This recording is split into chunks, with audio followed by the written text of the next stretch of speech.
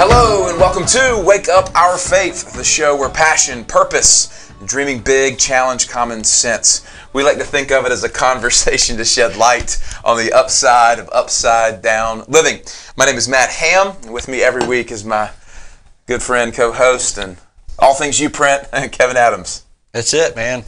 I'm here with you. Yeah, brother. Love it. Yeah. So what are we talking about today? Yeah, we've got lots of good stuff on the docket today. Before we jump in, I just want to let folks know, man, new development with UPrint. So excited about this. Is kind of the announcement of our Life Center, which is nonprofit arm of what we are doing, what God's doing here. Yep. And so just wanted to speak to that briefly. I want you to just share a thought on what it is, why, and then how folks can kind of get involved with helping be a part of that. Sure.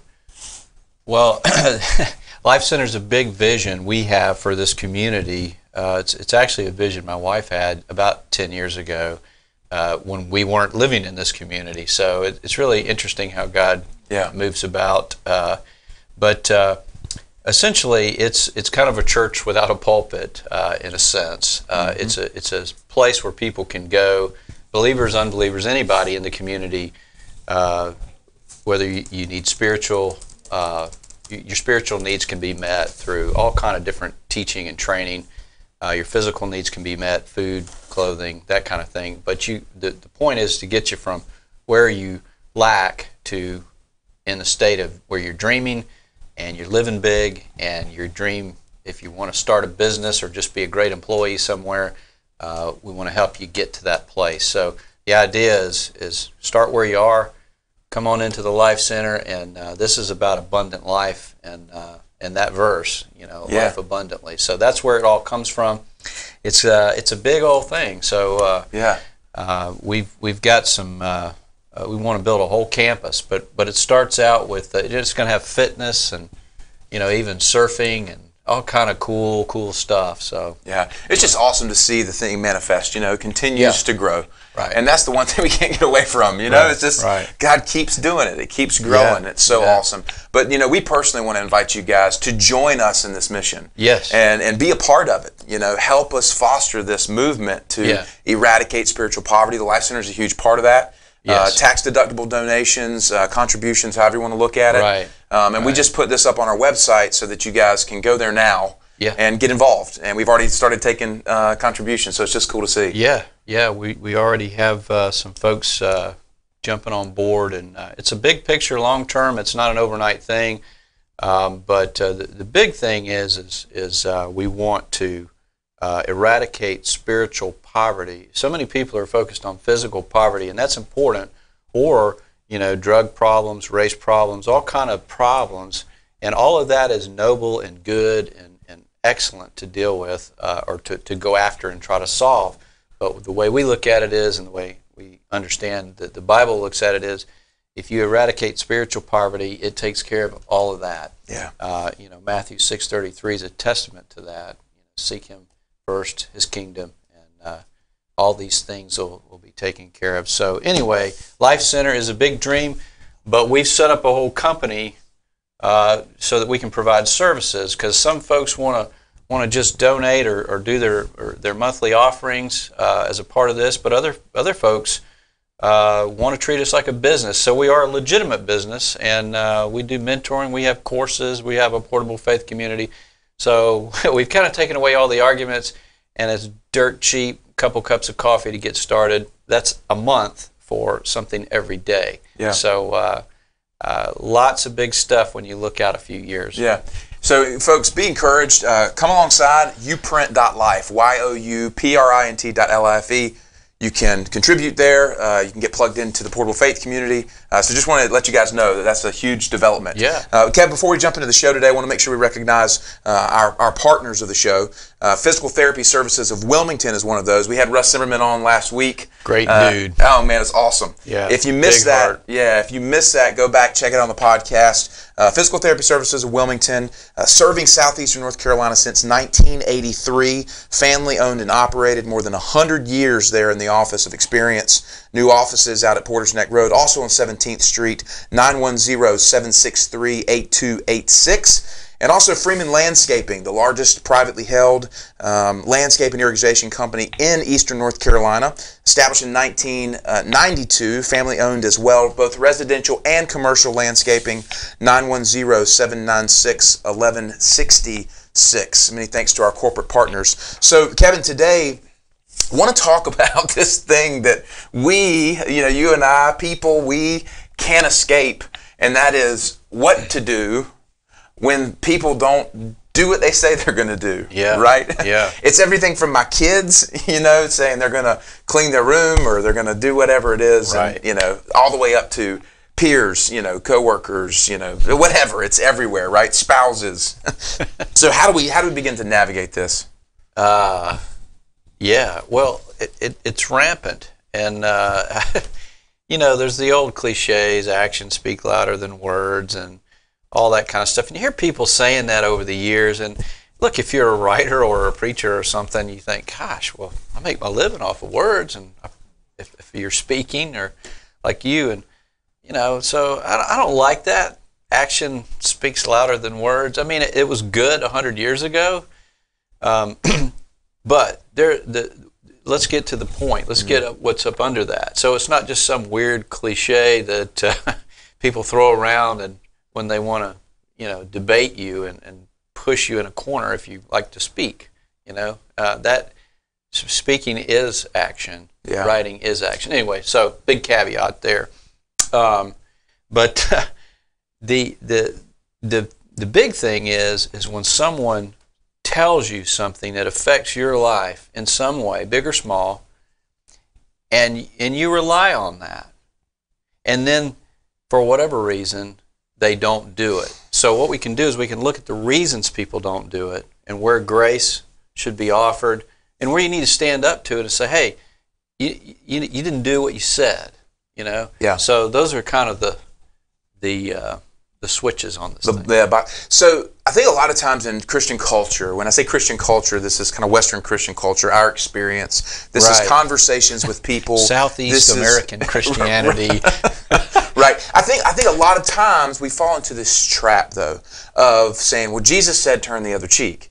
And so we constantly take this position of turning the cheek, turning the cheek, turning the cheek, turning the cheek, turning the cheek. Forgive 70 times 7. Right. And so it's this nobility in being a doormat, which is not what we see in Christ. Yeah. And so there has to be an equal measure of, and we've talked about this lion and lamb last show or whatnot, but this is a big thing because so many people that we talk with are essentially walking through and struggling with relationships when people didn't do everything from marriages who said, we're going to take a covenant here, for better or for worse. Right. Now I'm out because it got tough or whatever. Right. All the way down to business dealings. Yeah. And they say, oh, well, it's just business, whatever. That's right. Yeah. So the big question is, because we all deal with it and we even participate in it. Sure. And so I think there's a nice little buffer there for things like simple things. You have to be careful with it, but my personal buffer is, look, I need 10 minutes either way on time. If I say I'm going to come down and help my wife with the groceries and she's already done it, I meant to, right? So I intended on helping you with the groceries. Yeah, but outside of that, you've got people making financial commitments or telling you, if you do this, we'll do this, and or people not living up to just what they say, or as saying you're gonna. Look, we can plug in all kind of things. Sure. We can throw a bunch of people under the bus, but rather than do that, what we want to do is press on the idea of why would someone tell you something, look you in the face, and say, I'm in. I'm all in to what you're up to. And then a few weeks later say, I'm not. Mm-hmm. Or they don't say anything. And you got to go bird dog them down. Yeah. And that, of course, I've had multiple businesses and I know you're learning that now with me that this is a big part of owning a business is not just contracting and selling, but owning a business is there's a lot of mice to wrangle. Yeah. Well, I think about like a restaurant that sets a schedule based on servers being there, and they say they're going to be there. It affects all of this stuff. Yeah, this is a giant thing that affects our faith life. Right. It affects our personal life. It affects our business life. Right. So this is all encompassing. And so what we're trying to do is bring it down to talk about what's underneath it, right, and then how we begin to navigate it. That's right. How does it affect us? How do we deal with it? Why do they do it? Yeah. So, and if we don't, we fall into the trap of just blowing the world up. Yeah, it turns into something it shouldn't. Yeah. Well, guys, we're going to dive into that more here on Wake Up Our Faith. Matt Ham and Kevin Adams with you every Wednesday, 1 to 3 p.m., streaming Facebook, YouTube, Twitter. Jump on, ask us your questions. Replayed here on the weekends, Wilmington's Big Talker, 106.7 FM from 12 to 2. We'll be right back.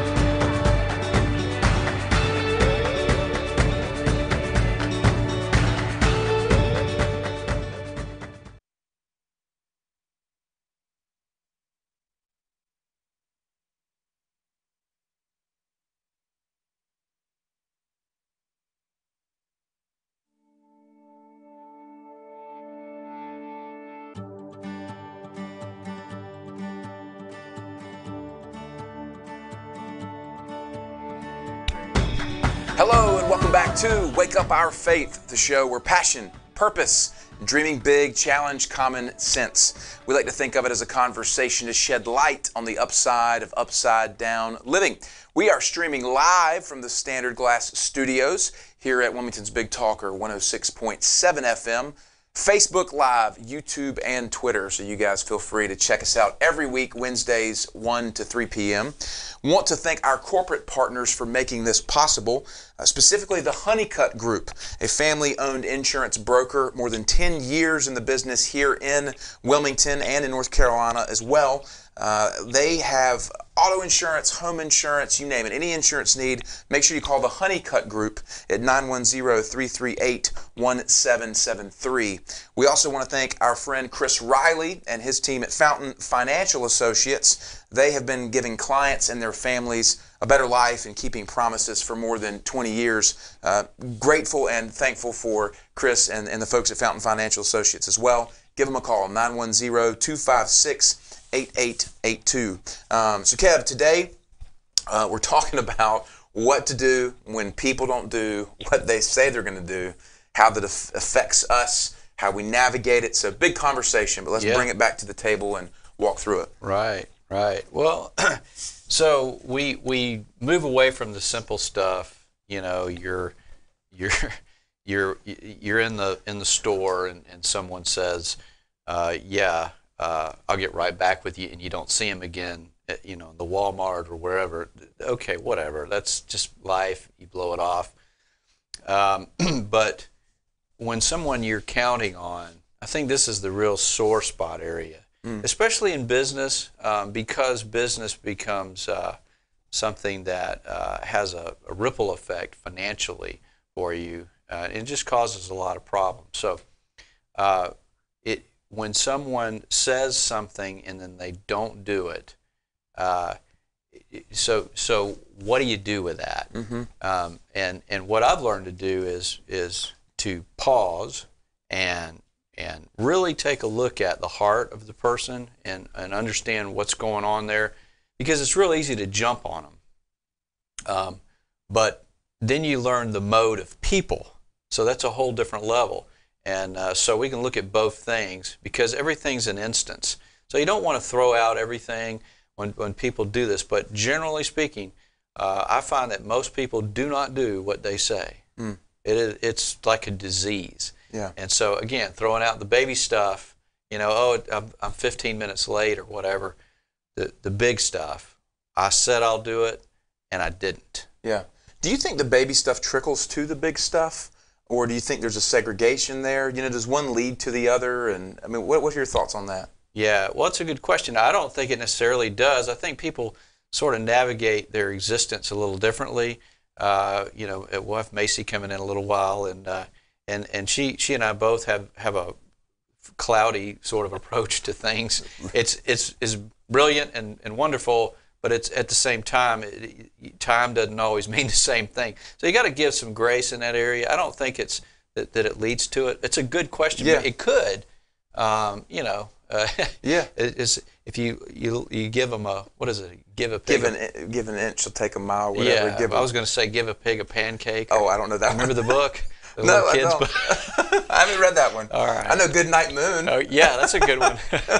But anyway, no, I don't think it leads to it per se. But the big thing is when you have, what it does is it removes trust from the relationship. So the bigger, more important thing, when you start seeing that, it's a dangerous thing. Here's another question, and to keep me off a rabbit trail. This is coming to me, but are we supposed to trust people?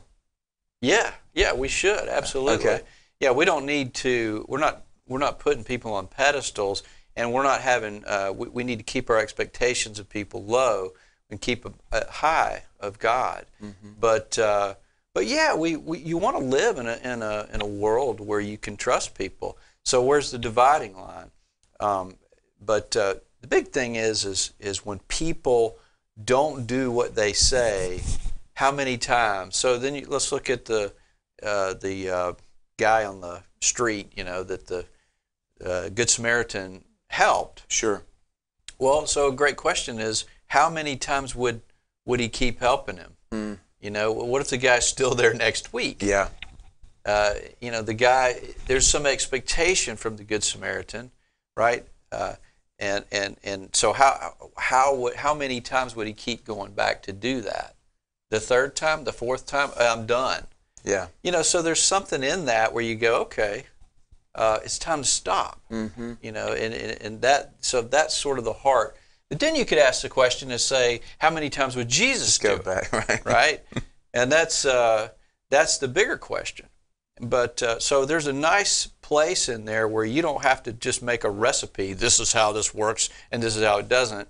You have to know. You have to have the mind of Christ to know in that instant, how do I deal with this? So that's really the way you handle it. Yeah. So you have to get in the right place to deal with that. But you are going to deal with it, whether you're a Christian or not. Yeah. I think the big thing that we see is this pausing concept. You go back to pausing. You know, when you're in this moment and something doesn't transpire the way you had expected it to, based on what somebody had said, you know, there's a pain point there. Yep. And if you respond out of that pain, that can be very dangerous because then it blows up the whole thing. So this pausing concept is huge. Right. And we don't often do that or see that in culture. Yeah, that's right. It's just this firestorm of opinions and things. But it really stems from, for me, Kevin, it's a lack of integrity on the person not doing what they say, but then it's a lack of maturity on how to respond. These are arrows. Yeah. Well, they're good. No. Listen, that's truth. And when you're dealing with that, people need to hear it. It's not a good, healthy thing to just let someone continue to do that in a relationship. You have to dust your feet off at some point. If they don't receive this, you know, our philosophy in our company is give. But at some point, you know, the Bible says don't cast your pearls to swine.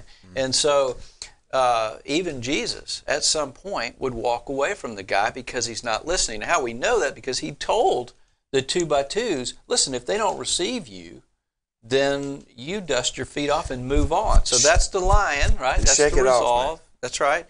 But you do it with joy, not anger. So the idea here is when people let you down, they don't do what they say, specifically that thing, you pause, you let God speak to you about it, you double check it, you don't take the offense on yourself, you stay joyful, and you get firm about it. Now, how you get firm that's the tricky area, so we can talk about that. Yeah, well, it brings up this whole concept that you and I had talked about prior to the show is anger. You know, and anger is this dangerous thing because there's righteous anger. We see that in the Bible. And in your anger, do not sin. Right. You know, and actually our morning text in the Portable Faith community this morning dealt with this. So, you know, you want to share that thought. Well, the idea is that anger, there's only, people talk about, even Jesus got angry. I think he got frustrated a lot, actually. You know, are you still so dull? I mean, he was a little smart alecky even at times, but in a good holy way, right? But he only really demonstrated anger in defense of his Father. So he never got mad about himself when people. That's why he didn't take up offenses. But he got mad about how people treated each other and about how people treated his Father. So the idea is, if it's not those two things, most of us we get angry about how people treat us. So we're going back to, people didn't do what they said. How am I going to deal with that? Am I going to become a doormat? And a lot of people do, and that's not healthy. So anyway, back around the mountain.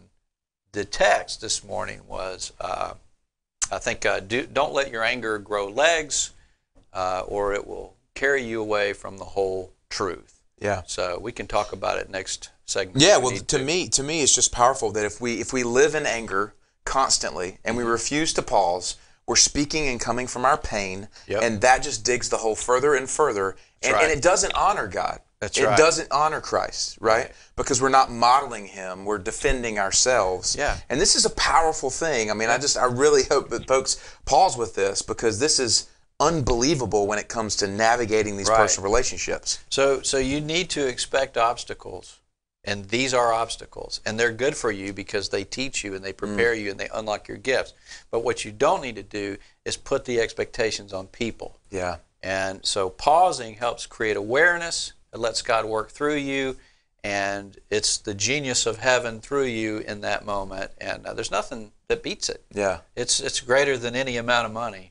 So. Simply the best. Yeah, that's right. I don't know who sang that, but that song's in my head right now. Oh, is that, I didn't even know it was a song. Tina Turner, man. Oh. I do Tina Turner. I think. Okay. Better than all. Yeah. Sorry. All right. I'm chasing that rabbit. You guys are watching Wake Up Our Faith. Matt Ham, Kevin Adams. Yeah. We're the co-founders of UPrint. Why don't you check out the portable faith community during our break here. WakeUpMyFaith.com. Get engaged. We'll be back right after this.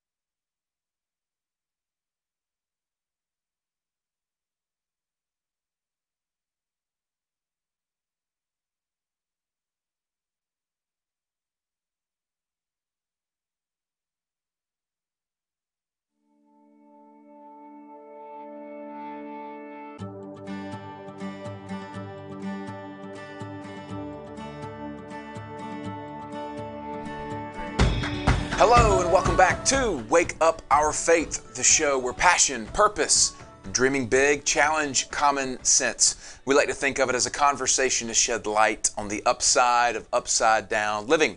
We have Kevin Adams and Matt Ham. We're the co-founders of Uprint, faith and personal development organization based here in Wilmington, North Carolina. Coming to you live out of the Standard Glass Studios at Wilmington's Big Talker, 106.7 FM, 63657. Also, Century 21 Swalyer and Associates, more than 30 years in the real estate business here in southeastern North Carolina. The market right now is crazy. It's a seller's market, as I hear. If you want to get an estimate on your house, possibly list your home, or you're looking to buy, give Century 21 Swalyer and Associates a call, 910-256-0021. Kevin, we're talking today about expectations of people, how to navigate when people don't do what they say they're going to do. Right. And we're going to dive into that. But before we do, I wanted to recognize one of our members of our Portable Faith community, Rachel, shared this the other day. This has just blessed our hearts so much. This is why we do what we do. Absolutely. Just super encouraging. So I'm going to read this to you guys. Rachel said, I subscribe to Uprint's Wake Up My Faith website, Portable Faith Community, created by Matt Ham and Kevin Adams. It is awesome. And I've been going through one of their courses called The Spiritual Cleanse. Today, one of the notes was, approach everyone for the first time as if they are a world champion at something. I love that. Can you imagine how much different our interactions and conversations would look like? We'd be excited to talk to people instead of trying to avoid them. And we'd be sure to treat people with more respect and admiration, which is what they deserve no matter what. I definitely encourage you guys to check this out. WakeUpMyFaith.com, daily doses of love and inspiration. It costs less per month than your Starbucks order this morning. It's okay, mine too. And what you get is way better than anything at the Bucks. So thank you to Rachel. But we just wanted to share this with you guys because this is what's happening. Yeah. Right? Yeah. This is this movement of people who are awakening to this thing that God is really that good. That's right. It's beautiful. Yeah. Yeah, no, it's not about being perfect or having perfect people.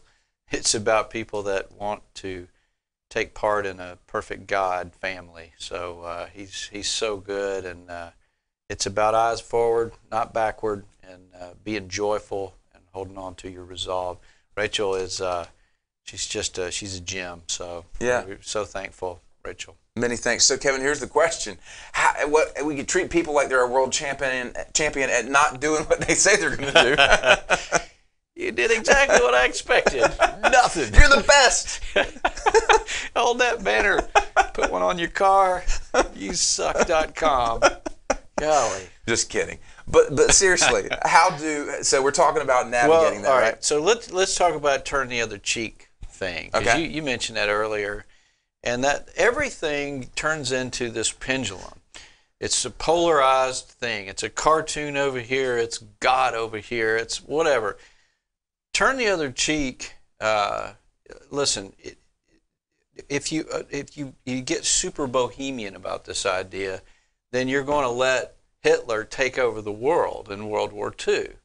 So is that what we need to do? Well, I'm so glad that Ike right. And D-Day and Churchill right. took care of things. I mean, God blessed these guys with some super wisdom, and they did it. All right, the people did it, all the men and women in the war.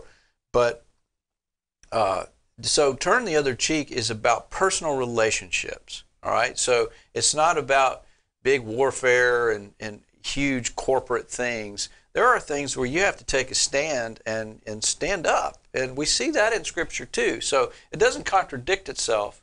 So what we got to do is understand the difference. Just like saying, well, Solomon was the greatest, wisest man ever, but then where does that leave Jesus, right?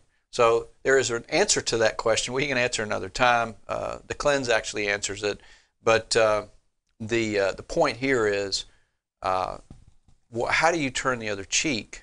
Or when do you do it versus when do you not do it? If you just say always do it because that's what Jesus says, then again, you're going to miss out on, Hitler's going to run America. Yeah. So, and that's a joke, but there's a reality to that. You see the Holocaust happen, you need to stand up and that's Jesus, right? Yeah. All right, so where does it come down? It comes down to, first dividing line is personal relationships. So what does that look like? You know, in your workplace, these are personal relationships within a business environment. So does that make sense? Yeah, I think the pausing is key, right? Because to be able to navigate this from a place of truth. That's right. That's the answer. You have to go, okay, all right, what does that actually look like here? Yeah. You know, Jesus wasn't a doormat, right. You know, but there is this active part that we have to play in expressing him to the world. Right. And that's led by the Spirit, not from our pain. That's right. And so that I'm just bringing this all back because I'm right feeling on. it. Actually, everything has to be in alignment to avoid. See, so going back to the idea of resolve and joy need to work together. Yeah. Resolve is the lion, joy is the lamb, and you've got to stay in a joyful. Look, if you're looking at quantum physics, you need to have a joyful vibration going on. There's nothing like it. When you are at joy and you have a choice over that, you can overcome anything. That's how you love people. It's not by feeling love yourself, it's by feeling joy, and then you can love from that place. So you have to have that end resolve. So how do you apply that when people don't do what they say? The very first thing is pause. And we treat God like he's not going to do what he says. And it's funny because he always does what he says. Mm-hmm. So the problem there is patience. But anyway, so yeah, you have to let him speak to you about, because there may be somebody in your life that you need to allow them that grace over and over again for a certain amount of times, because they don't completely see what's going on. They don't even know they're doing it. Mm. And you have to be very tender and careful about that. So another dividing line is, are they arrogant or are they humble? Mm. And that's where we start to see Jesus, first of all, corporate versus personal relationships. Then the next step is humility versus arrogance. Yeah. So we stand up corporately and yield generally in personal relationships. Yes. We stand up against a spirit of arrogance and we yield against a spirit of humility. Exactly. Yeah. And when we stand up, we don't stand up necessarily with that clawing kind of brute force. Now, again, that's corporate, right? We should do a chart, but you don't. You just need resolve. Just like when you're disciplining your children. One of the best ways we ever learned, and of course my kids are all grown up now, so I can reflect on it with some wisdom. But we learned to discipline them with a joyful heart, not from anger. And boy, they would tick you off easy, yeah. Right? So you're angry for a moment or a little while or even a day, but you got to let that settle and then come from a place of firmness and joy. So when you discipline your children, this is a great practice for how you deal with people who don't do what they say. Mm. And that is, you don't get caught up in their mess, because that's a hook. So your resolve is against those things. You put your shields of faith up, you go with resolve, firmness. This is how it's going to be. I'm in charge of my own life. I'm not going to let this weigh on me, but I'm excited about it and I love you. And you move forward. Mm. And if they don't want to take part in that, that's fine. You dust your feet off. If they do, come on, you're always welcome. Yeah. That's powerful. That's huge. And you can live your whole life from that place, but that's when your spirit is leading everything. It's coming up from your spirit, through your soul, and an output of your hands. And that's when impossible happens over and over again, the impossible. Kevin, do you think social media has inhibited this process because it creates this facade that we can kind of hide behind and just sling dirt? Yeah, it's funny. God gave me a really cool picture the other day of that people are able to make decisions at the speed of thought. Now, Bill Gates has a book years ago came out called The Speed of Thought. It's an interesting idea, but this is where you and I, or me especially, man, dude, I grew up, I was born in the middle 60s, so like now people are like, well, was that even a time period? You know, when God was a boy and dinosaurs were, but so I remember a time. We got like we got like 20 seconds before we take a break. All right. Yeah. Well, we can talk about it next. Yeah, I didn't mean to cut you off. I just want to make sure we catch the break. So, guys, this is some good stuff. We're going to come right back after a short break. Matt Ham and Kevin Adams, you're listening to and watching Wake Up Our Faith. Check out the Portable Faith community. WakeUpMyFaith.com.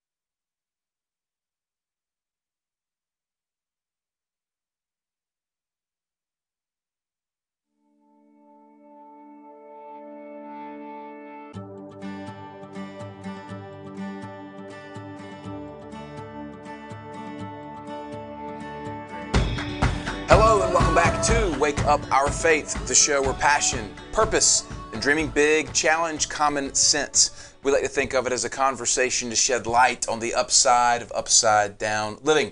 Matt Ham and Kevin Adams with you every week, live streaming on Facebook, YouTube, and Twitter every Wednesday 1 to 3 p.m. East.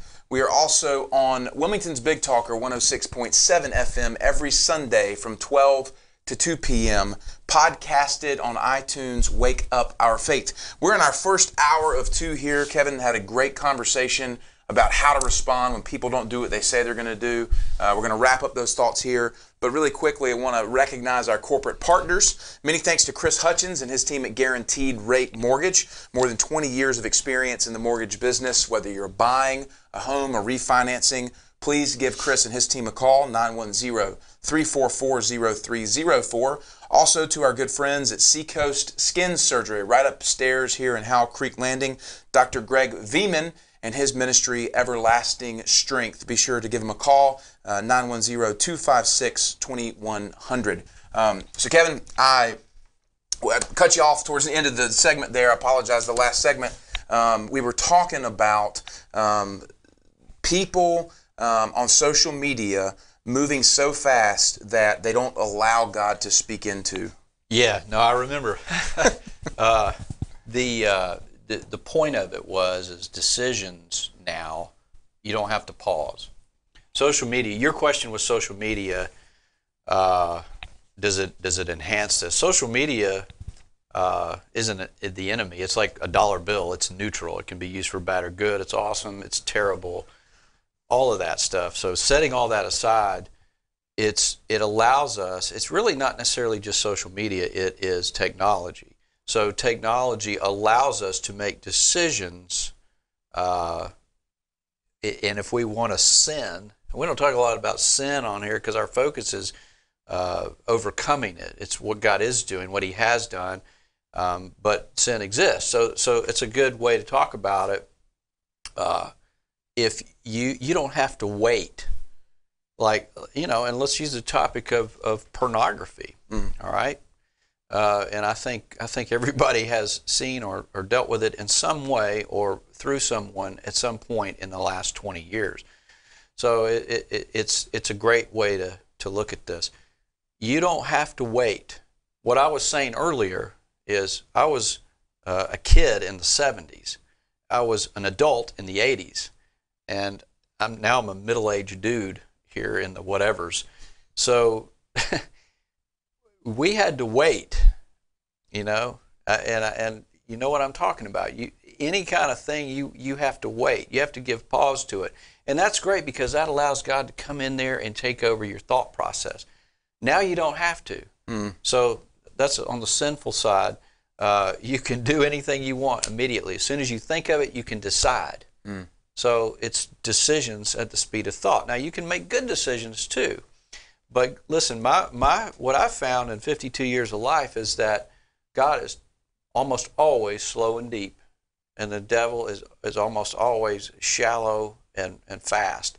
So what we want to do is slow down, and God will restore the time. If you're freaking out because you got to get stuff done, relax. Yeah. And but anyway, long story, the point of it is, yes, social media allows us, or technology allows us to make decisions so quickly that we don't have to pause. So it is difficult. It makes it more difficult, especially with millennials and people who have grown up with it. They don't have to ever pause. What the answer typically is, do it and then say you're sorry. And that's what I find all the time, is that people standing in the parking lot when you're trying to get by, and all you hear is sorry. There's no reality to the situation. Awareness. Yeah, it's just sorry takes care of everything, but I made the decision quickly because, anyway. That brings us back to this idea of when people don't do what they say they're going to do. Yes. The difference between confronting it, and we had said in the last segment, corporately confront it. Yeah. Personal relationships, give it grace. So this thing of grace and truth, how do we confront this? Pausing. Yeah. Well, so what we've got to do is, this is the culture we live in. This is the canyon of darkness. We have to be light. Light always overcomes darkness. So what we have to do is we have to really look at what argument am I going to choose here? Because people are in the culture of being able to make immediate decisions about everything. They can post anything. I don't give a crud what sprinkles are on your donut on Facebook. I don't care. A lot of people may think people care about that. Now, that I'm being silly. I do care about seeing something that someone I'm close to, or seeing their kiddo when I know that person and I love them. So there's a line there. And we can waffle back and forth, but what we need to do is understand who we are. So the difference, we can talk about this real quick, like the difference between complaining and venting.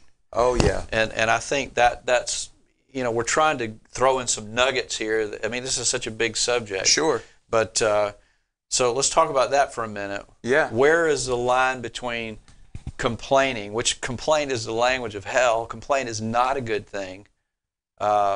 But venting is. So what does that look like? What's your thoughts on that? Well, for me, Complaint is staying in the place, whereas venting is recognizing it. Okay, so venting is, I see this, it frustrates me, but I'm going to pause and let truth win over my feelings, or the circumstance, right? Yep. Complaining is a rejection of truth and a refusal, right, and living in the murk or the mire. Complaint is just like fear. It's an ongoing thing. Venting, you see David venting, and we can even call it complaint, but really it's not. It's more of a, oh Lord, this is a struggle for me. This is hard. You've got to let that out. It is a lie not to let that out. So the other side of that is the way this should work is, and we use this process for overcoming fear, complaint, all kind of different things. But real quick, think of it as a two-step process. The very first step you take is you face the thing. If you're talking about fear or complaint or something, if you keep complaining, you will become depressed. Yeah. You will prophesy that over your life. So you can't do that, but you don't want to bury your head and go, it doesn't exist. Positive thinking, that's a lie. That's not honest. So you look at it, you acknowledge it, and you count the cost of what you may lose by moving forward. That's honest. You count it. You say, I may lose.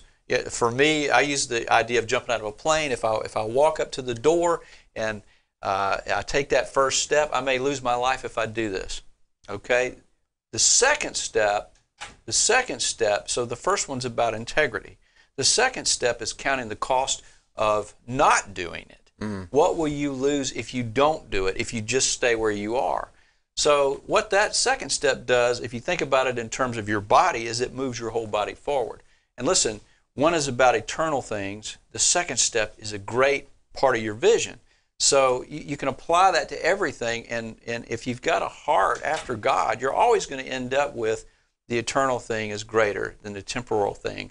So that's how you move your whole body forward and overcome these things. You deal with it, you face it, you take the next step.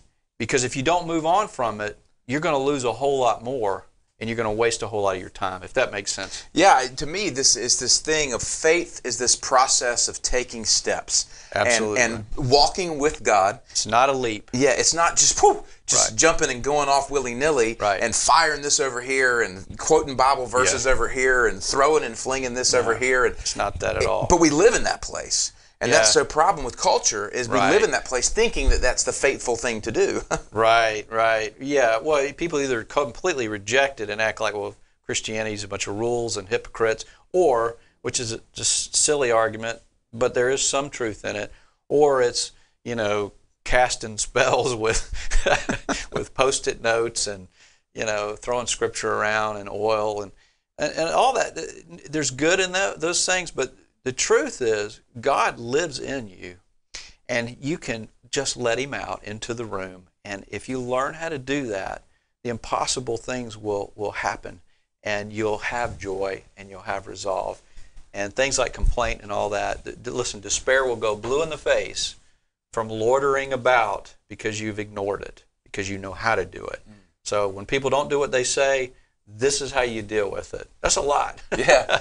This is so good, guys. I mean, there's so much depth and wisdom and truth in here. And Kevin, man, I appreciate you just pouring your hearts out for our listeners. And that's what this guy's so amazing at, is just being willing to give. And it means so much to me and to our listeners as well. That's our heart, to set people free. And so we're in this together. And absolutely. I appreciate you too. Guys, man, thank you so much for tuning in. First hour of Wake Up Our Faith in the Books. Our good friend Macy Cole joining us next. In the meantime, check out the Portable Faith Community. It sponsors and helps support what we're doing here, but you get great content for it. WakeUpMyFaith.com. We'll be back for more right after this.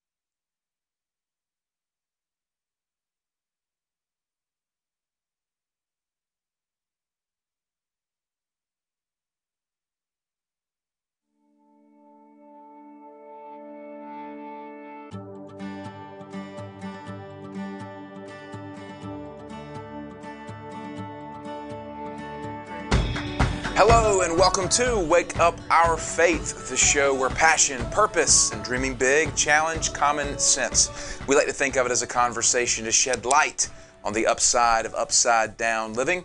My name is Matt Ham. With me every week is my good friend and co-host, Kevin Adams. We are the co-founders of Uprint, a faith and personal development organization here in Wilmington, North Carolina. And every week we are joined by our good friend Macy Cole. Macy, what's happening? Hi. Always good to see you in here. So good to see you guys. And this new setup, it's crazy. I love it. Getting better every week. Mm-hmm. Can't nobody hold me down. I was thinking, there's anthems in my head. I was thinking earlier, do I need to shop at Macy's or at Kohl's? There are appropriate times. Nice. Way up here and very practical. Wordplay, man. Anyway, Yeah. Sorry. It's so lame. Well, that's so appropriate for Macy Cole, right? Yeah. So Macy's up here, like, in the clouds someday, and then just like so practical, like down here. So that's perfect. Right on. Welcome to Macy Cole. That's how we see Macy, our friend. I'm glad you think I'm practical. That feels really good. You are. I don't always feel that way, so that's good. Well, so Mace, what's on your heart today? What's going on in your world? Well, so we've been kind of talking about the difference between being the lion and being the lamb. We've talked about the difference between justice and mercy, and I think this week is going to be a lot about stepping into the glory of God, because before we can learn how to be the lion, before we can learn how to be the lamb, before we know justice and mercy, we have to know that we are loved by God, and that doesn't have to do with our effort. So today, I think we're going to talk a lot about what does that look like, stepping into the glory of God, and what does that effort involve. Great. So yeah, what is well, let's jump in. Effort is a big thing. We're taught that effort is everything, kind of. So from a thinking place, from a feeling place, we even put that behind effort, but effort leads to striving. So let's talk about what we shouldn't be or do in that vein. Like what's effort? Why do we feel that way, in other words? Yep. Well, I love how you always talk, Kevin, about striving. And that's not a word that I really think about a lot, but it's the perfect word to use for how we approach so much of our life. And life does feel like a lot of effort. We get the job and we strive to provide for our family, and we strive to get into college. We strive to make our parents proud, all of these things. And every day we hustling. Sorry, that's like a rap song or something. It's like the anthem of our culture. We just hustle. Roll with it. And one thing that Joseph Prince talks about is that steadfast means seated. And so what God calls us to be is seated in His love. And that's a completely different picture than what we think about. And so I did some research about the Last Supper and the seating at that table. And this is something I had talked to Kevin about. And basically, you had Jesus, who was in the host seat. And He was the one providing the experience and about to lay down His life for us. And then John sat at the right hand of Christ. And that was the most anointed seat. And that's where Christ sits next to God. And then Judas, as far as they know, sat to the left hand of Christ, which was the friend seat. And Peter sat in the servant seat. And so what that tells us is that John sat in the most honored seat because he relied on being the one whom Jesus loves. He understood that it was about us receiving love from God. And that's what made him honorable. And then Judas, in my understanding, sat in the seat as the friend because even though he betrayed Christ, he did not want to do that. After he received the money and Christ was put on the cross, he had repentance and remorse for that, and even took his own life because he couldn't live with what he had done. And he knew that it wasn't about his effort and that it wasn't about him, it was about Christ and who he was. But then Peter sat in the servant seat, the lowliest of seats, because it was about his effort, and he was the one that denied Christ, and that's why Christ said, before the rooster crows, you'll deny me 3 times.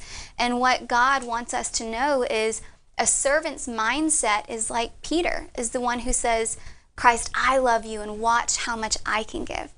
But John wants us to have the or John represents what God wants us to be, which is the anointed seed, which is the one that receives. That's right. So, children, children. not slaves. Big difference from heaven toward earth versus on earth groveling. Please, please, please. Yes. Total flip. First shall be last. Everything's flipped. Yes. It's a beautiful picture. I had somebody today, actually, I was talking with my mom, and we were talking about someone. She asked me a question, and you know, why does this person have so much pain? You know, it was the thought, the context. And I said, I really think their entire life has been built around them trying to earn something. Their entire life has been about them trying to earn, like, their earthly father's love. Right? And so there's this thing where their whole life they've been striving for this thing, and yet it's still unmet. You know, it's like, I got this big house and I've got all of this stuff. I've got a great family. And I still don't have that wholeness in my heart filled because I can't wrap my brain around this is not something I can earn. Right. And then it's unworthiness and whatever, and they lash out at the world in pain because they're not whole. You know, and this is a picture, an avatar of, certainly in my own life, there's times of that, and it's a huge conversation. It is, and I think with our Father, He wants the best for us. Our Father wants us to go out and do something with our life, and we always want to make our Father proud. And a lot of times that pride or wanting to make our Father proud comes from the effort of who we are and what we're supposed to do and become. But our Mother loves us no matter what and will always be on our side, and is that nurturing voice that really you can come to on a bad day with scuffed up knees and say, you know, protect me, hold me. But what we have to realize is that our true Father is both of these things, and He loves us and wants to console us, and it's not about us, it's about us giving Him our everything and then watching what He does with it. And so it's complete humility, because if we're always worried about what our earthly Father perceives of us, which is something that we all struggle with, and it's inherently in us for a reason. It makes us work harder and be better. But if we're constantly worried about how we are perceived, then the focus is on self, and it's not on God. And the second we make it about God and what He can do through us, then we aren't worried about who we are or aren't pleasing, because we're always laying everything down at the altar and always pleasing God. And that's where all the answers reside. And that's the present moment, like we talked about. Amen. Well, how are we doing on time here? We're good. We got a couple minutes in this segment.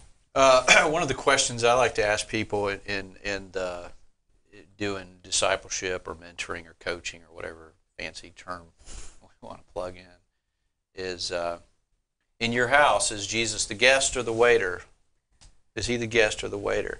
And it's a great question because it kind of trips people up. So, of course, I got tons of thoughts on it, but let you guys talk about it. The guest or the waiter?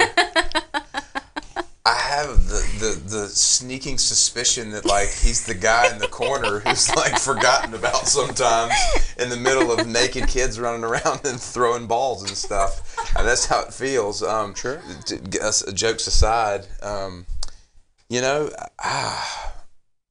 man, my heart says, let Him be the waiter, you know, let Him wash your feet.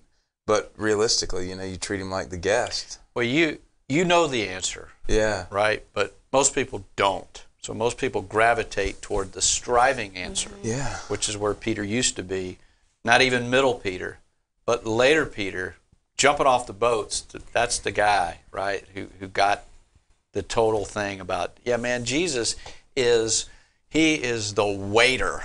He is the chief servant. And when we get hold of that, then we can recognize how to serve people. We have to, He's our model, in other words. Yeah. So when we fall in line behind Him, that's why John, and that is my favorite gospel, because this dude got it. And that's why he's bragging on how much Papa loves him instead of saying how much I love my Father. Well, yeah, but when which one magnifies Him more? You know, so that's, but Jesus is the waiter. And it's not a slight of him, but that goes back to the whole, unless, you let me wash your feet, Peter. Peter's like, wash my whole body. No. So anyway, recognize some of that. Yeah, that's me. Gets to washing. Not a bad label to live up to, though. One of the greatest human beings that ever lived is Peter. Well, thank you, my friend. The joy and struggle of being Peter. So it is so good to be with you guys today. We have Macy Cole with us in the second hour of Wake Up Our Faith. Matt Ham and Kevin Adams with you every week, 1 to 3 p.m. Streaming on Facebook, YouTube, and Twitter. Guys, jump in the conversation. We see the comments here on the Facebook feed. Ask any questions. We'll get to them. Be back for more right after a short break.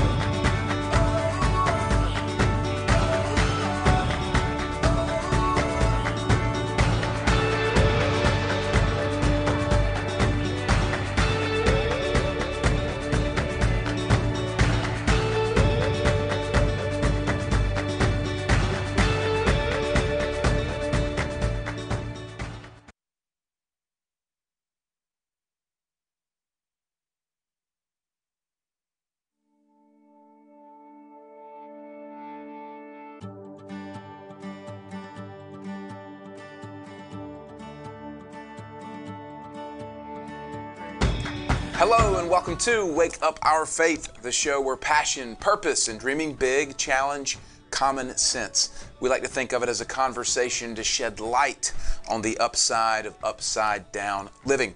Matt Ham, Kevin Adams, and Macy Cole with you here in the second hour. The show is streaming on Facebook, YouTube, Twitter. Hope you guys are joining us every Wednesday, 1 p.m. to 3 p.m. East. Replaying on Wilmington's Big Talker 106.7 FM every Sunday from 12 p.m. till 2 p.m. Today, Kevin, man, you threw a huge question, powerful question to us in the first segment. We're talking about the way we approach God instead of approaching Him from effort, approaching Him from a place of rest and letting Him elevate His goodness. And you asked a question in your house. Is Jesus your guest, or is he your servant? Yeah, well, and I think Macy laid a foundation of looking at things completely differently as a child, and that's what Jesus said. If you're not a child, you have to have the heart of a child, not childish, but childlike. And so she laid that foundation for perspective using the Lord's Supper, which is funny because I see this Da Vinci painting, and these guys are not very manly. we need some, some rah. They're in yoga clothes, man. Yeah. Well, I know Macy. One of the things she and I'm sure she'd be okay with this, but she likens her amazing husband to John, the loved disciple, and I could definitely see that. But so we need some men in there, Anyway, I don't want to take away our time, but so let's go back to that and pull that, take it further. The pain and just to reiterate is the difference between Martha and Mary and striving versus yielding. So let's dig into that a little bit. Well, I think what's so interesting about the Martha and Mary story is that in a world standard, we would think that Martha did the right thing in trying to be the host, and preparing for the guest. But what we see there is her taking control. And she isn't the one that was bestowed with more wisdom than Christ. And so anytime we are in the presence of someone who has more wisdom than us, it behooves us to not try to take control of the situation. Right. But actually what Christ teaches us is that the only way to take control is to be the servant, which we look at as the most humiliating position to sit in. Yeah. How can you be in control if you are the servant, if you are the slave to everyone else? Yeah. But it's because the only control that we could ever have and make a difference with is giving. And that's the only control worth involving yourself with. Because when you give, you are teaching something about someone else to themselves that they didn't know. And when someone's being cruel to you and you come to a place, and Kevin and I meet often, and we talked about this yesterday, but how freeing and liberating does it get if you could come to a place where someone is openly being cruel to you, and instead of wanting to fight back and take control of the situation, you become the servant, and all you desire is to give. And the only way to be that person is through being the servant. That's it. And that's who Christ always is. In every situation, he's always looking to say, how can I serve better? Who can I serve here?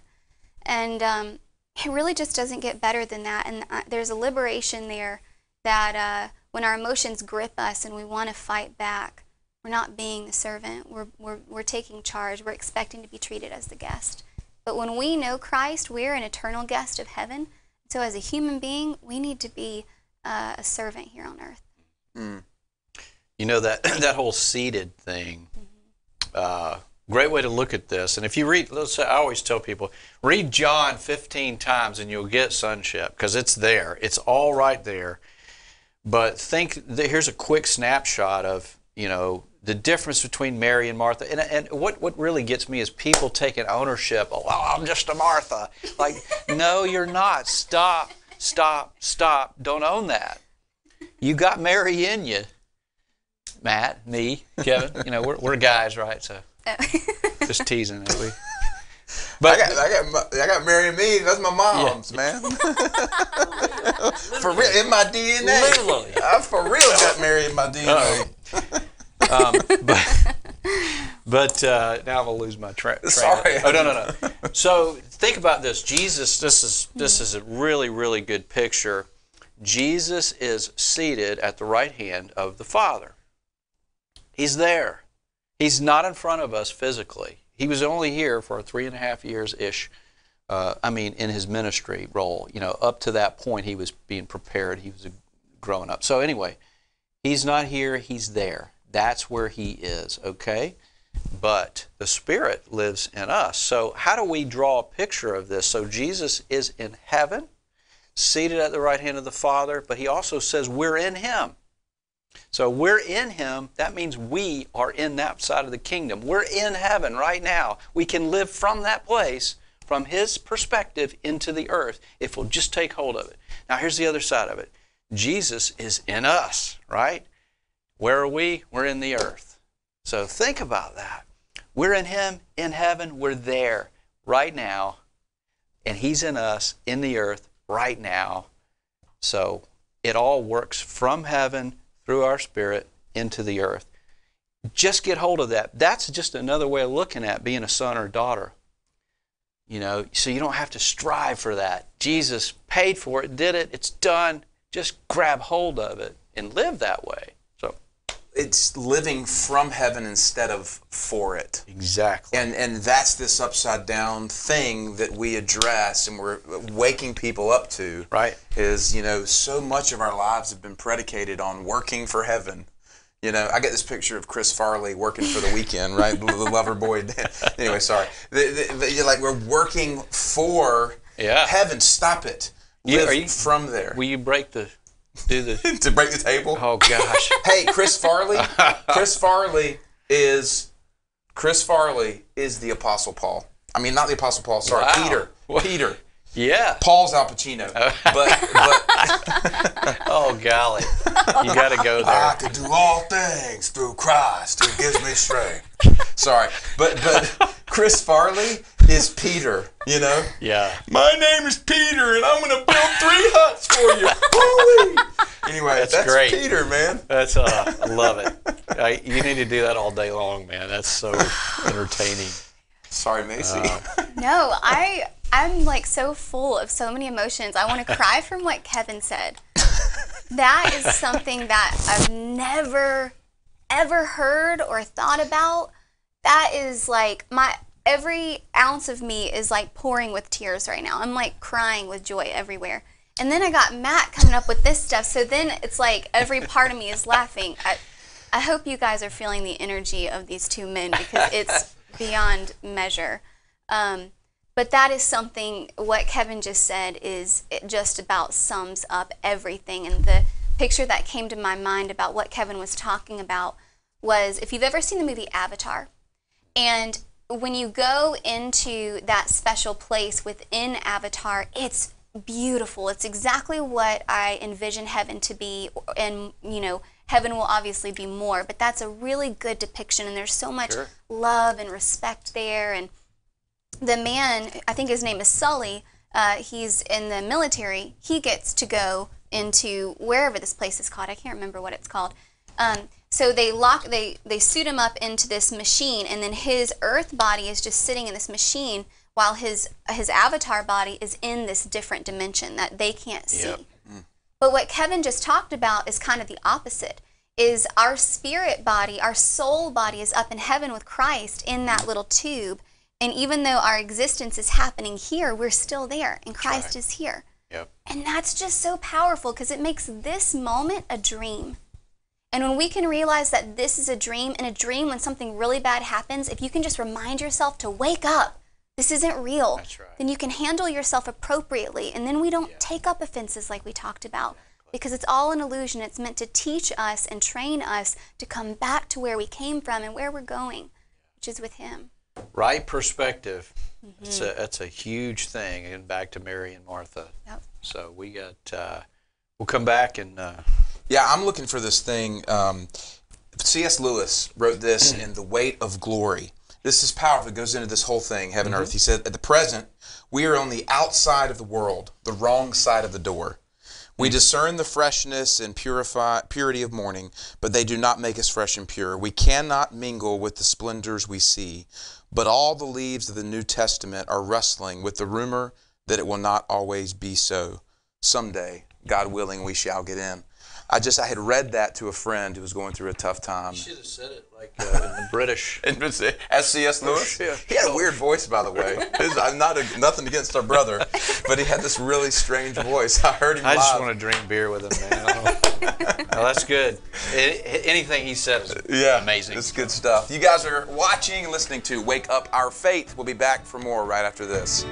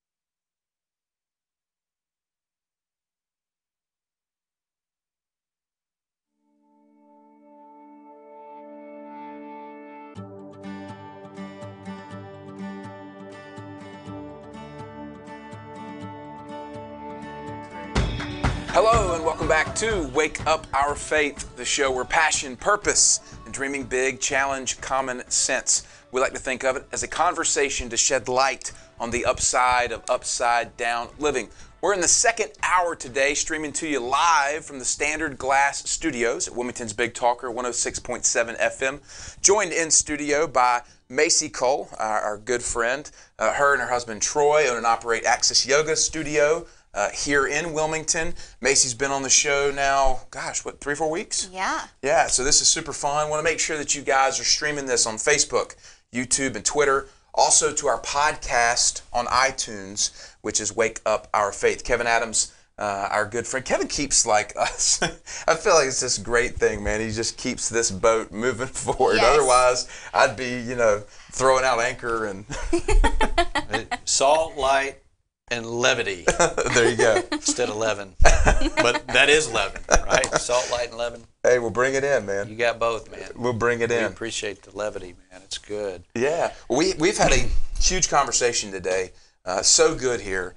Really shifting this perspective on how we see God and our role as believers in the world. Yeah. Well, I want to toss it back to Macy because she's the youngest of the three of us and living this out. And it's really amazing because her generation, I mean, she's an old soul. We ain't talking about this. But she's living this out, this perspective. And I think it's really cool because not only is is your demographic, but you're setting an example, but you're also in a culture, which is fitness, and even take it down to yoga, to be specific. Now that's like upside down in 3 or 4 different ways, right? You're supposed to be, have a beard and be on a hill, doing this stuff, but you're, a young lady, just aglow and, taking light right into the dark places. So I just put that together with the perspective and how you're doing that. I think people want to hear about that. Well, thank you. I think I've always come at things backwards, which is interesting, and that's why I realized why school wasn't my strong suit, because I probably should have started at college and gone down. Because I just think of things... Finger paint. And Benjamin Button. Life in reverse. I have this picture of the kid, what's the Family Guy, he's like talking all for like a 2-year-old, and he's like, well, hello, we're talking today about physics. Like, what are you doing? Yeah. So anyway, go ahead, keep reverse going. living girl. Yeah. And I wish I had had a better analogy than that, but it is kind of that way. And I remember when I was called into teaching yoga, and a professor at school was like, oh, you're just going to be a yoga instructor? You're called for so much more than that. And I was like, well, I don't think there's anything much more powerful than a spiritual teacher who's trying to yoke the body, mind, and spirit on a international level, but okay. And I remember a lot of people that, were of the Christian faith that really clung to that word and that label were very resistant, and rightfully so. I mean, there's some stuff in yoga that is definitely dark and not of the Lord, but it happens in our church, it happens in our workplace, and thankfully God called me into a world that needed a bridge. And I'm not saying go do yoga. If God is calling you to not do yoga, then definitely don't. But yoga opened me up to a world of spirituality that I couldn't find in the church. And it opened me up to a world where there's a lot of things in yoga, and I feel the same way with science to a certain degree, where it gets to a point and then it's unexplainable. And my faith was able to take it that one step further and also be able to use these ancient practices that are very esoteric and apply them to modern day based on what's in the written word.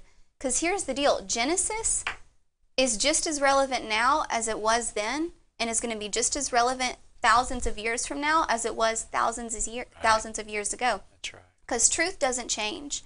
And there's a lot of truth in the practice of yoga and the practice of following Christ just is truth. But we've got to shine this truth and this light into all facets. And so some of us are called to be lawyers. Some of us are called to be mothers or doctors or dentists or all of these different things. And what we have to do is follow our calling. Yep. And there's been some slippery slopes that God has called me into. When I was in high school, I was turned away by anyone that claimed to be Christian. And I was turned away by people that went to church because I saw a lot of falsehood there. And it was hard for me to understand how someone could claim to love a Jesus who loved everybody and hung out with prostitutes and sinners, and yet they were the one casting the stone. And so I went the opposite direction and hung out with people who didn't claim to know Christ and were doing some questionable things, but they had a heart of gold and they were searching. And it was easier for me to have compassion for those people than it was for me to have compassion for the ones that claimed to know. And thankfully, I grew out of that, and I learned a lot. And here I stand now proclaiming my faith and proudly saying that I'm a Christian, but we've got to bring the right connotation to that word. And that's the path that God put me on, and it landed me in a position of teaching yoga, and haven't looked back, and it's been great. That is so cool. It's, to me, there's a neat thing in that rebel spirit of let's go.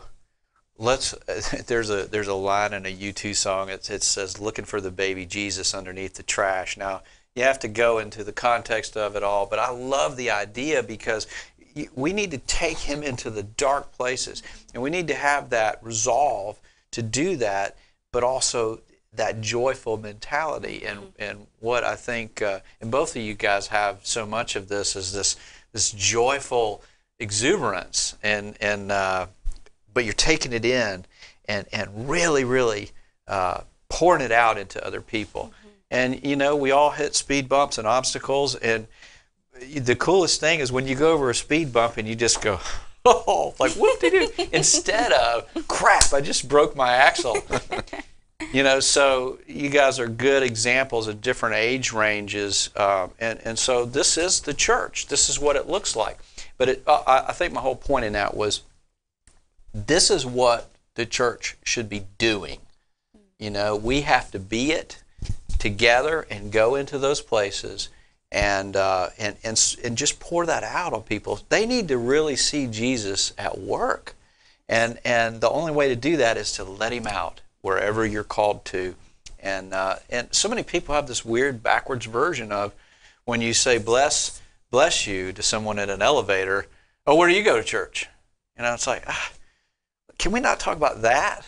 That's fine, but let's talk about what's going on. What is God doing in the world, in this place, in that place? So anyway, I don't want to ramble, but that is so potent to me that's what we've got to do. We got to take him into those places. Well, the heart and purpose of Uprint is awakening people to their God-given identity. Yeah. It is awakening them to who they have been called and created to be, and then living that out fully. Right. And so that is about the mission that we all share, is to just empower people to do this. And culture is starving for it. Yep. They are starving for authenticity. And so we are just bringing this thing and saying, hey, dive into this. Let's go do this, and let's literally change the entire world. You can. And otherwise, why are we here? We don't need to waste time with this. That's right. And you can either keep on, staying focused on the distractions, right? Talk about blurring the landscape, or we can get on with the business of being his expression. And that's what's so powerful about this. So being able to do that in a world like the fitness industry, for one, which is consumed with self-absorption, but to be able to take light into that and show how God can work right through that. And then specifically yoga, which I grew up hearing, oh, it's all evil. And I'm like, dude, I'm just stretching. That's it. I'm just stretching my muscles here. I'm not worshiping Kundalini or whatever. So I'm being silly, but you and your husband both are a great example. I know we don't have a lot of time, but I want to come back to that, and then we can toss it back up in the air. Yeah. So anyway. It's so powerful, Mason. I appreciate the testimony there. One of the things that we talk about is testimony is our inheritance, Yep. and we get to speak this out. So by you saying this thing, it empowers somebody else to say, hey, I know what that thing feels like. Now I get to go live it out, and God's going to honor it just like he did there. And that's a really, really powerful thought too. That's right. So we are opening up an entire fun, awesome bag of goodies today on Wake Up Our Faith. As always, Macy Cole, Kevin Adams, Matt Ham. We really want to encourage you guys to dive in. A lot of people say, okay, how do you do this? How do you do this? How do you do this? We have taken this powerful truth and broken it down into little nuggets. And each and every weekday morning, we meet people right in their devices with a powerful thought. WakeUpMyFaith.com. You can dive right in for less than a few cups of coffee each month. Would really encourage you guys to do that and ignite your faith and the adventure of being a Christian. We'll be back for more right after this.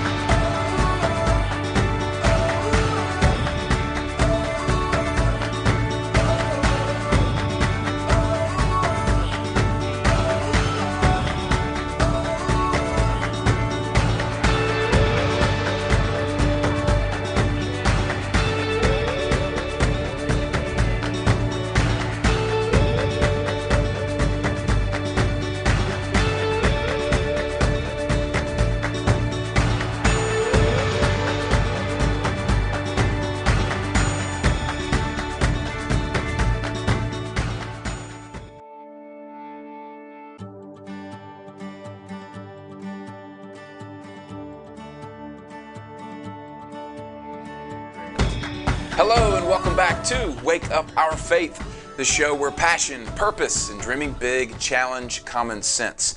We like to think of it as a conversation to shed light on the upside of upside down living. Coming to you live from the Standard Glass Studios here at Wilmington's Big Talker, 106.7 FM. Joined in studio by Macy Cole and Kevin Adams. I'm Matt Ham.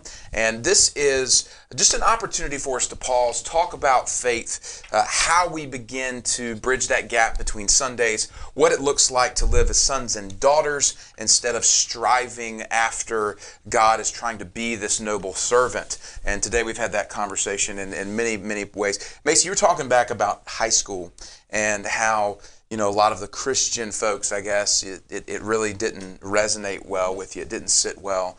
And you felt like there was a lot of judgment, and so you hung out with a different crowd. And now you've come full circle, and here you are, on this Christian broadcast teaching yoga. So it's just like super cool. You is a Christian. You've always been a Christian. Sorry, hey man, jumping into the levity role. It's so good. No, serious. It's so important. Keep going with that. So I think the bottom line is, and this is kind of a thing that God revealed to me just a couple days ago, is no matter what you're doing, it's about the intention. It's always about the intention. Yep. Because we see so many people throughout the Bible make tremendous mistakes. And then we see other people make what we would consider to be not as big a mistake, like Moses hitting the rock twice, and now all of a sudden he doesn't get to see the promised land, but David gets to commit adultery and kill his best friend for his best friend's wife, and he's still the best king that ever lived. It's like, what? But it's about the intention. And so there's been times in my life, and especially now, I know the voice of the Spirit as well as I know y'all's voice. When the Spirit calls, and I remember one of my friends saying, but how do you learn it? And you learn it through trial and error. You get in the Word, and you listen to that voice. And even before I was in the Word, that voice was in me. Kevin and I were talking about this yesterday. There's not a time in my life where faith didn't live in me. I've always known somehow that I was a child of God, and that's my greatest blessing. I'm so thankful for that, and that is through grace and grace alone. But as I've gotten older, there's been times when I'll do something that may, from the world's perspective, be the wrong direction. But the Spirit confirmed it, and like teaching yoga is a good example of that. Or I was called to listen to this podcast, and it was such a cool podcast about where John the Baptist may have lived and all of these qualities of what it is to become so pure that you can heal people through your voice and through your touch, and these really esoteric things. And I was really digging it. And then all of a sudden, the Spirit was like, okay, it's time to question these things. And I was like, okay, God gave me the okay to listen to this, inspired, encouraged me to listen to this, and now all of a sudden I'm feeling really torn about it. What I realized is I was dipping into some New Age stuff, and the New Age philosophy is as slippery as a slope as an ice skating rink without ice skates, or with them. And so I felt really guilty. I think that was the enemy saying, how can you lead this and that if you got into this stuff? And what I realized is God let me get into that because what I needed to realize was the truth of how slippery that is. And in the yoga world, New Age is everywhere. And the biggest difference between New Age and truth is this right here. And one of my closest friends, someone that I just admire so much, Amy Bender, she talks about this thing called fake light. And what New Age does is makes it about how we can purify ourselves in order to become something that is of God. And that is the opposite of what Christ teaches us. And truth is, you are nothing without God filling you. There is no effort. There is only love, grace, joy, receive. And so when you really start to look at this, I've been able to help students kind of peel back the layers of their own questioning, because now I understand some of the stuff that they're listening to that before I would have been like, oh, well, yeah, that does sound right, because it's maybe one word off in a single sentence out of a paragraph. Yeah, you have to go up to the wall and not be afraid of the wall to understand the wall, right? I mean, that sounds kind of weird, but a lot. And I grew up in a very legalistic environment. They have good hearts, but it was fear-based. Right. And if the big thing we've got to do is we've got to let God heal the traumas and the strongholds and help us learn how to navigate. Then we can hear Him clearly. When we do, we're free. Mm-hmm. We can go anywhere and do anything because He will course correct us. He'll show us. And the big thing that and I agree, that's a great way to see that. You were talking about Amy, the New Age depersonalizes God. Yeah. And there's a whole lot of stuff out there, this and that. And the funny thing is there's some truth in that, but it gets debased, it gets perverted and flipped around. So the enemy always wants to flip it, and God. So everything truly is upside down. that's when you start seeing, wow, if I want to win, I got to let go of the rope. If I want to succeed, I need to surrender. Authentic faith is surrendered. It's not committed. And so over and over we see this, the first shall be last. You start to see that Moses didn't part the Red Sea. He stood there and trusted God to part it. This is the whole of Scripture in a nugget.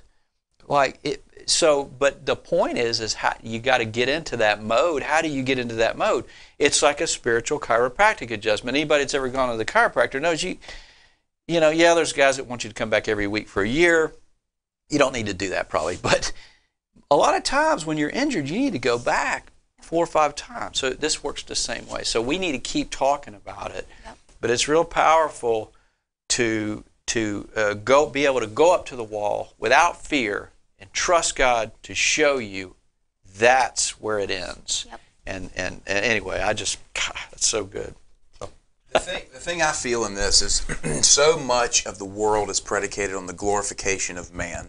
Yes. Man's ability, even by obedience to God. That's this religion thing. Right. It's man's obedience. It's my effort. It's that little engine that could. Right. And it's, chugga, making it happen. I don't eat anything, that's not, sorry for you going against you on this. It's like, I haven't eaten meat in, whatever, so many days, and it's all organic, and I've cleansed myself, and I'm attaining this. Right. And there's you're making that point. There's a right reason and a wrong reason to do anything. And outside of just plain sin, but stuff like that, where are the decisions coming from? I remember mowing my grass a few years ago. There was a book called Love Wins. I mentioned it to Macy yesterday. And people were jumping on board with this thing. And it's Rob Bell. And, he kind of created a shift and a problem for a lot of Christians. And some people were saying, well, it makes me think, and that's cool. But listen, if you're not following... If you're not indwelt with the Spirit and have your stuff knocked off of your traumas and your strongholds, you will begin to follow that path. It is a slippery slope, and there's a lot of different slopes. And we call it New Age or whatever, but it's just anything that's not of God. Well, how you know is when that stuff, God breaks it off of you, you're free. You can truly know. Macy said, I know the sound of God's voice, just like ours. He's like a family member, right? So when I was out in the yard mowing the grass, he says, hey, to that whole thing, the hell thing, Rob Bell said there's no hell, that was the whole argument. I'm trying to speed this up, but I just want to get this in. But I wasn't afraid to go press into that, because as soon as I was out mowing the grass, God said, no hell equals no need for the cross, end of story. It's junk. Don't believe it. Now, God spoke that to me, so I didn't have to worry about, I got to stay away from everything. We got to go into the dark places, but we got to be free first and connected. And so, anyway, I just wanted to... Well, and unless we're willing to press in, it won't break off. Right. That's right. Yeah, then you're just cutting the ham off over and over again. Not the ham, but the habits. You're living by habits. It's striving. It's muscle memory. Yeah. There's so much. I think turned around. I think as we grab hold of all this today, we're wrapping up. We got about a minute left. The feeling in this is we have to pause and let Him lead for real. Yeah. And it's not about the glorification of our effort, our understanding. Right. It's about the glorification of Him. He's the servant. Let Him serve. That's right. Sit at His feet. That's right. And watch Him bring just the goodness of heaven from heaven through you out into the earth. What is He serving? What's He serving? It's love and wisdom and heaven on earth while we're here. So it's very powerful. But this is awesome. Macy, any final thoughts? We got a few seconds here before we wrap it up. One of the things that just hit me was when you go to a restaurant and ask your server for what you want, they go and they get it and they bring it to you. How greater a Christ when you ask the servant, what do you want? He'll bring it on a platter that we've never even seen or known about before. Whatever you ask for in prayer, believe that you have received it. And what? It will be so. Amen. That ain't a lie. That is it. That's good truth. Thanks. Guys, so appreciate you joining us today for Wake Up Our Faith. Appreciate you being here. Kevin Adams, Matt Ham, Macy Cole. We're here every Wednesday, 1 to 3 p.m. Facebook, YouTube, Twitter, also on iTunes, Wake Up Our Faith. Do check out the Portable Faith community, wakeupmyfaith.com. Dive in, be changed, then change the world. See you guys.